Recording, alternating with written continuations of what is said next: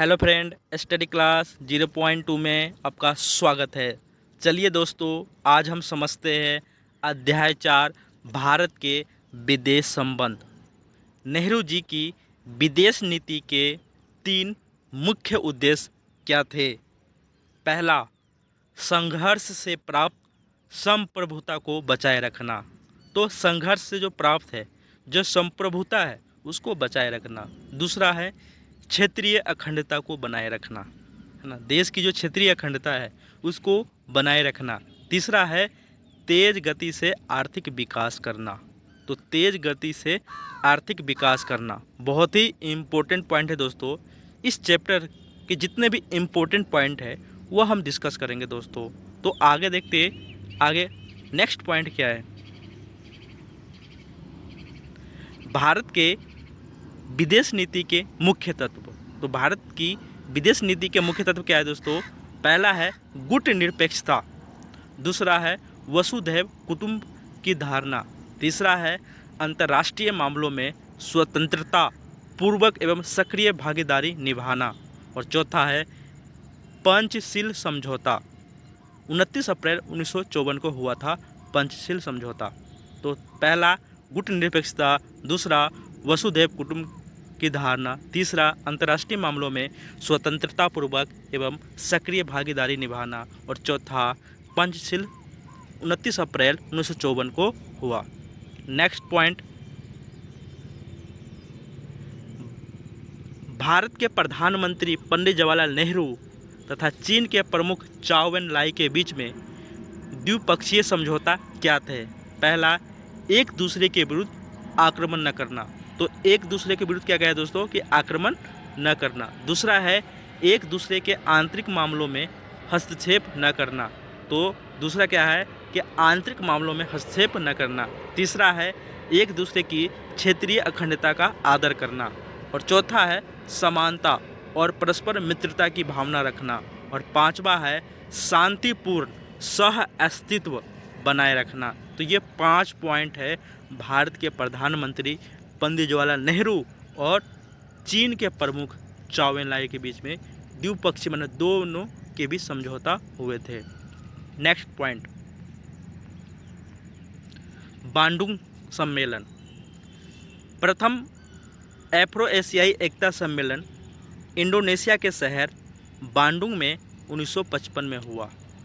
तो प्रथम एफ्रो एशियाई सम्मेलन कहाँ हुआ था दोस्तों। 1955 में इंडोनेशिया के शहर बांडुंग में हुआ। यह नेहरू जी की एशियाई एवं अफ्रीकी 9 स्वतंत्र देशों की एकता का प्रयास था। तो एशियाई अफ्रीकी 9 स्वतंत्र देशों की एकता का प्रयास था किसका, नेहरू जी का। यही 1961 में बेलग्रेड में कूटनिरपेक्षता आंदोलन के रूप में स्थापित हुआ। तो पहला जो सम्मेलन है कूटनिरपेक्षता का 1961 में कहाँ हुआ, बेलग्रेड में हुआ। नेक्स्ट पॉइंट है दोस्तों, भारत चीन संबंध। 1949 में चीनी क्रांति के बाद चीन की कम्युनिस्ट सरकार को मान्यता देने वाले भारत पहले देशों में से एक था। 1950 में चीन ने तिब्बत पर अपना नियंत्रण जमा लिया था। तो चीन ने 1950 में क्या लिया था दोस्तों, अपना नियंत्रण जमा लिया था। तिब्बती जनता ने इसका विरोध किया। तिब्बती धार्मिक नेता दलाई लामा ने अपने अनुयायियों सहित भारत से राजनीतिक शरण मांगी और 1959 में भारत ने उन्हें राजनीतिक शरण दे दी। चीन और भारत के मध्य विवाद का दूसरा बड़ा कारण सीमा विवाद था। तो चीन और भारत के मध्य विवाद का दूसरा बड़ा क्या कारण था दोस्तों, सीमा विवाद था। 1962 में चीन ने भारत पर हमला कर दिया। तो 1962 में क्या है दोस्तों कि चीन ने भारत पर हमला कर दिया और भारतीय सेना ने इसका कड़ा प्रतिरोध किया। नेक्स्ट पॉइंट देखते हैं दोस्तों, भारत पाकिस्तान संबंध। 1960 में विश्व बैंक की मध्यस्थता में दोनों के बीच सिंधु नदी जल संधि की गई और इस पर पंडित जवाहरलाल नेहरू और पाकिस्तान के अयूब खान ने हस्ताक्षर किए। तो 1960 में विश्व बैंक की मध्यस्थता में दोनों के बीच सिंधु नदी जल संधि पर हस्ताक्षर हुए भारत के कौन थे? पंडित जवाहरलाल नेहरू। और पाकिस्तान के कौन थे? अयूब खान ने हस्ताक्षर किए। दूसरा पॉइंट है 1965 में पाकिस्तान ने भारत पर हमला कर दिया।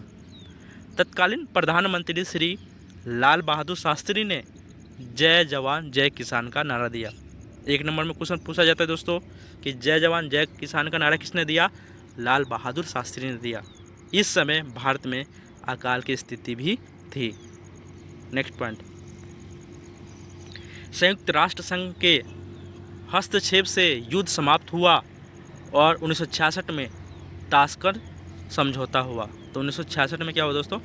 ताशकंद समझौता हुआ, जिसमें भारत की ओर से श्री लाल बहादुर शास्त्री और पाकिस्तान के राष्ट्रपति जनरल अयूब खान ने हस्ताक्षर किए।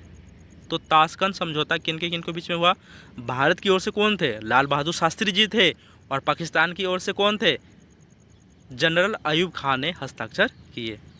1972 में शिमला समझौता हुआ और इस पर भारत की ओर से प्रधानमंत्री श्रीमती इंदिरा गांधी और पाकिस्तान की ओर से जुल्फिकार अली भुट्टो ने हस्ताक्षर किए। तो 1972 में जो शिमला समझौता हुआ था, भारत की ओर से प्रधानमंत्री कौन थे? श्रीमती इंदिरा गांधी। और पाकिस्तान की ओर से कौन थे? जुल्फिकार अली भुट्टो ने हस्ताक्षर किया। 1999 में भारत ने पाकिस्तान से संबंध सुधारने की पहल करते हुए दिल्ली लाहौर बस सेवा शुरू किया, परंतु पाकिस्तान ने भारत के खिलाफ कारगिल संघर्ष छेड़ दिया।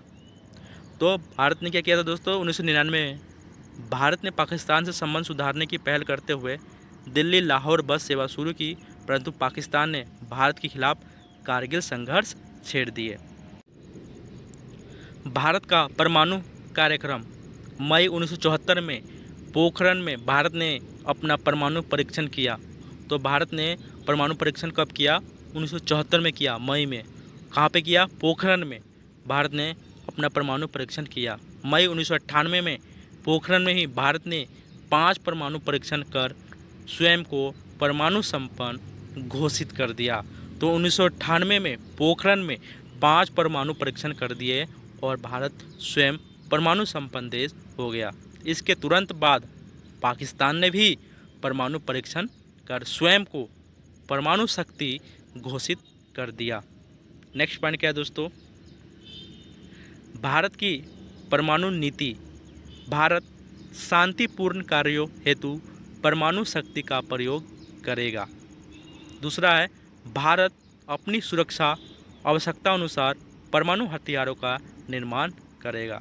तीसरा है भारत परमाणु हथियारों का प्रयोग पहले नहीं करेगा। तो भारत पहले परमाणु हथियारों का प्रयोग नहीं करेगा। चौथा है परमाणु हथियारों को प्रयोग करने की शक्ति सर्वोच्च राजनीतिक सत्ता के हाथ में होगी। तो सर्वोच्च शक्ति किसके हाथ में होगी?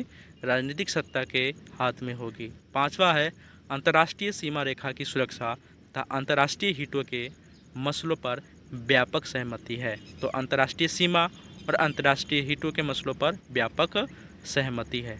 दोस्तों, अगर ये वीडियो आपको अच्छा लग रहा है तो लाइक, सब्सक्राइब एंड शेयर कीजिएगा। दोस्तों, इस चैप्टर से जितने भी इम्पोर्टेंट पॉइंट थे वो पॉइंट मैंने डिस्कस किया था। जय हिंद, जय भारत।